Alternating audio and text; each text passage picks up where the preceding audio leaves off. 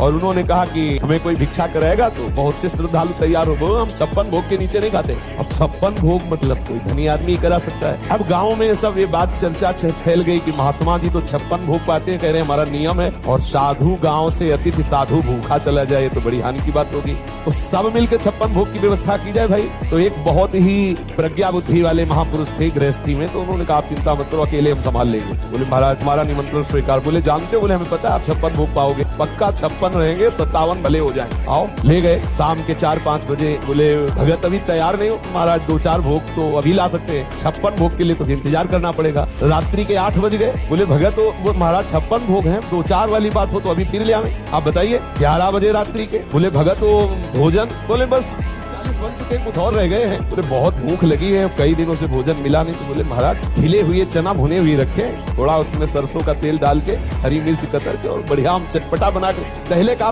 पाओ, 56 भोग तो तैयार हो ही रहा। बोले हाँ ठीक है चलेगा। लाए और जो ही पाना शुरू किया तो बस हाथ उठा के गाँव वालों से कहा महात्मा 56 भोग की निष्ठा वाला नहीं है, सूखे चना चबा रहा है, सूखे चना चबा रहा है। अब महात्मा जी के होश उड़ गए, एक और भोग नहीं बने। हम केवल देखना चाहते थे कि क्या वास्तविक निष्ठा है कि 56 भोग किसी आप अपने मुख में नहीं रखेंगे, आपने सूखे चना चबा लिए। बस ध्यान देना, मुझे भगवान चाहिए तो मोहिनी रूप रख के आएंगे मुस्कुराते हुए, और अगर आप उस मुस्कुराहट में फिसल गए तो चना में फिसल गए। और हम लोग ऐसे ही फिसलती है, कहीं ना कहीं कोई ना कोई शब्द स्पर्श रूप रस गंध, और हम बात करते हैं हमें भगवान चाहिए, तो भगवान कहते पहले देख लो ये सब। अब कलयुग का प्रभाव बढ़ता जा रहा है। बोलेगा शास्त्र वास्त्र कुछ तुम्हारे कहने से होगा। देखो अभी आप खड़े हो, हमें माँ बहनों की गालियां दो तो हम हाथ जोड़ेंगे और अंदर से सोचेंगे प्रभु हमारे धैर्य की परीक्षा दे रहे, मुस्कुरा देंगे। और आपको लगेगा मैं बाबा को दबा के चला गया। दुखिया को न सताइए, दुखिया देगा रोए, और जिस दिन दुखिया के मुखिया सुने तो तेरी गति क्या हो। साधन काल में साधक को कुछ अनुभव तो होता नहीं। अगर मैं प्रभु का हूं, प्रभु के लिए सब, ये गंदी बातें क्यों हो रही, ये जलन क्यों हो रही, ये अशांति क्यों हो रही, घबराहट क्यों हो रही, भय क्यों हो रहा है? केवल कहने से हो जाएगा मैं प्रभु का हूं, ये सब प्रभु के द्वारा हो रहा है। कह तो रहा हूं, रोज कह रहा हूं, पर बहुत परेशान हूं। स्पष्ट वर्णन है, अनुभव ना होने पर भी तुम्हारा संसार बंधन कट चुका है।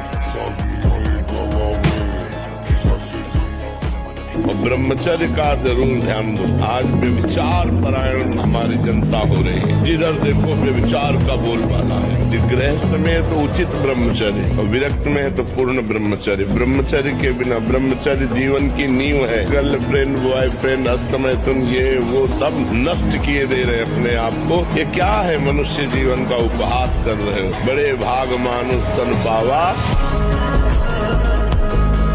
हमारे अनेक बंधु कहते हैं, और हमें ये प्रश्न काफी समय से प्राप्त हो रहा था कि एक फ्लैट लाइन आ जाती है, हम ब्रह्मचर्य के मार्ग पर आगे बढ़ते हैं, लेकिन एक स्थिति ऐसी आती है कि उससे आगे हम बढ़ नहीं पाते हैं, हमारे संकल्प टूट जाते हैं, फिर से ब्रह्मचर्य के मार्ग से हट जाते हैं। मैं कहता हूँ कि ये कैसा संकल्प है? गुरुकुलों में इसीलिए बच्चों को रखा जाता था, चाहे राजा के हो चाहे प्रजा के हो। ब्रह्म ऋषियों के शासन में 20-25 वर्ष तक ब्रह्मचारी रहे। वृत्ति निवृत्ति मार्ग पर तो वैरागी बन गए, प्रवृत्ति मार्ग पर तो गृहस्थ में गए। कुछ समय तक गृहस्थ में रहने के बाद स्वतः पूर्वाभ्यास ब्रह्मचर्य का उनका जागृत हो जाता, और वो चौथी अवस्था तक भगवत साक्षात्कार कर ही लेते, क्योंकि नींव बड़ी मजबूत थी। मन नेत्रेंद्र के साथ हुआ, मुझे रूप देखना है, मुझे नहीं देखना है। आँख खुली, भला दिखा दे, नहीं देखना। जब हम स्वीकृति दे देंगे, अच्छा देख लो, तो ऐसे देख घूम जाएंगे, देख लेंगे।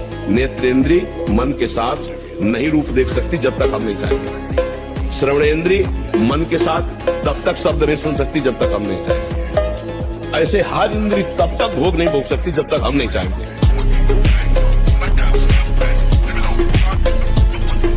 ब्रह्मचारी को विषय भोग जहर है ऐसा मानना चाहिए। जैसे कितनी भी सुंदर खीर हो, वो कोई हमारे कान में आकर विश्वसनीय कह दे इसमें जहर पड़ा है, तो हम बिल्कुल नहीं खाएंगे। हमारे शास्त्र कह रहे हैं, महर्षि जन कह रहे हैं कि ये विषय भोग जहर है, महान विषय, ये पूरे जीवन को नष्ट कर देता। ये जब ज्ञान हो तो उसका फल है विरति। जब हमें ज्ञान हो गया तो उससे हमें वैराग्य होना चाहिए।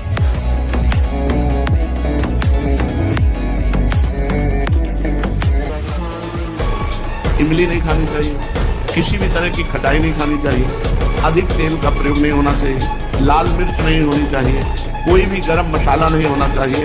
अरे बहुत बड़ा व्रत है ब्रह्मचर्य। ये अत्यंत आवश्यक है कि रात्रि में यदि आप दूध लें तो ना ठंडा होना चाहिए ना गर्म होना चाहिए, बस ऐसे होता है हल्का सा गर्म, और उसे पी के 30 मिनट टहलना चाहिए, तब शयन करना चाहिए। दूध पी के 30 मिनट टहलना चाहिए। अभी समय है, अभी सुधार कर लो। कितनी देर की मस्ती, ये कोई मस्ती है? बेवकूफी को मस्ती समझते हो?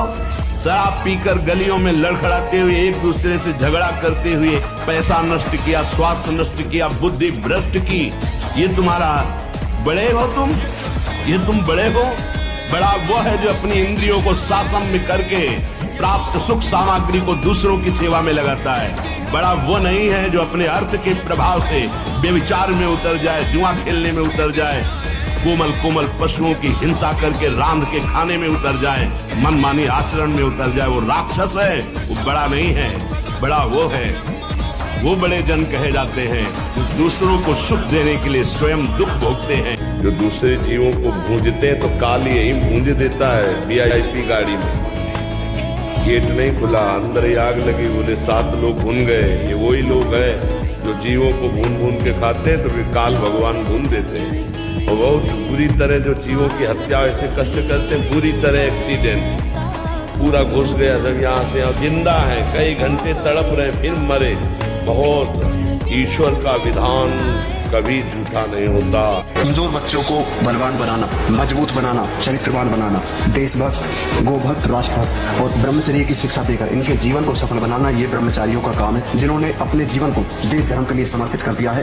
तो उस कार्य को हम बेखूबी निभाना जानते हैं। हम ऐसे बच्चों को तैयार कर रहे हैं जो हमारे भविष्य है, भारत का भविष्य है। और ऐसे चमकते हुए सितारे ही बच्चे भारत के भविष्य का निर्माण करेंगे। क्योंकि बलवान को बल देना, वो तो उसके पास तो पहले से ही ऑलरेडी है, लेकिन कमजोर को बलिष्ठ बनाना, ताकतवर बनाना, उसे देश की संस्कृति से जोड़ना, भारतीय संस्कृति से, गौ माता की परंपरा से, गौ माता की भक्ति से जोड़ना, उनके जीवन को सफल बनाना।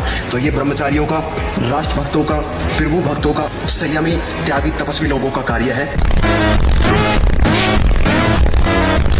और जब स्नान करें तो ठंडा जल नाभि के ऊपर यहाँ से 2-4 लीटर ऐसे धीरे धीरे ठंडा जल डालें ऐसा। और जब लघुशंका जाए तो आधा लीटर ठंडा जल से गुप्तेंद्रिय कोष को तो धीरे धीरे वीर पुष्ट होने लगे तो है घर्षण कभी न करें। अगर हस्तमैथुन का घर्षण करेगा भूल से भी तो फिर ठीक होने वाला नहीं। और ये इतना बुरा है कि अगर शुरू हो गया तो उठने लायक भी नहीं रखता। ब्रह्मचर्य का जैसे आप शांत से बैठे हैं पद्मासन या सिद्धासन से, अब आपके अंदर वायु बिगड़ेगी, भीषण दर्द शुरू होगा, जांघों में दर्द शुरू होगा, शरीर में विशेष हरकत पैदा होगी, विशेष बिजली दौड़ेगी, शक्ति, शांत, मंत्र में पूरी वृद्धि। अब वो बिजली जो पावर पैदा हो रही वो आपकी सुषुम्ना नाड़ी को जो सीधी 90 अंश के कोण में साधन में बैठा जाता है, सीधे मेरुदंड, सीधे सीधे ऐसे यहां से नापा जाए तो सीधे ऐसे 90 अंश का, वो ऐसे नहीं होना चाहिए।